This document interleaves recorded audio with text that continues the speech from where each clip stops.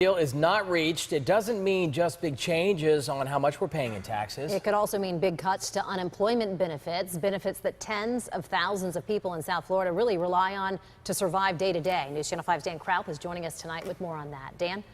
Shannon, while the president today said he's optimistic a deal could be reached, many people who are on unemployment told me they're not optimistic their benefits will continue, saying the cuts could be devastating for their families.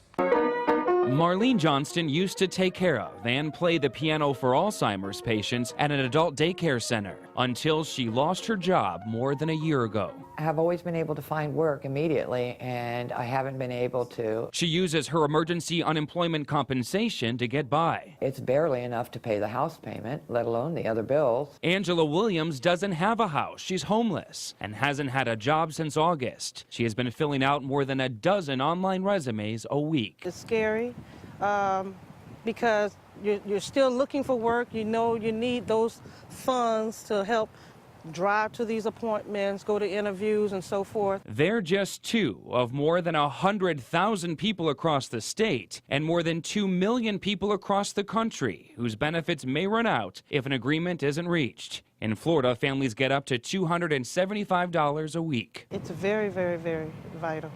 Very vital. Members of the Workforce Alliance have been getting the calls and the concerns since the last unemployment checks went out over the weekend. There's a big question mark, the uncertainty of what's going to happen. This office in West Palm Beach alone has helped more than 7,000 people with emergency benefits over the past few months while trying to help them find jobs. It's very frustrating at times because you really see the potential in folks. A frustration Marlene takes out on the piano, hoping she'll be able to play a new tune in the new year. What do you hope happens next?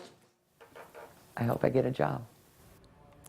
If a federal agreement isn't reached, some can still apply for state-funded benefits in the new year, but those benefits would be reduced from 23 weeks to 19 weeks of assistance. We, of course, will let you know what happens. Dan Kraup, WPTV, News Channel 5.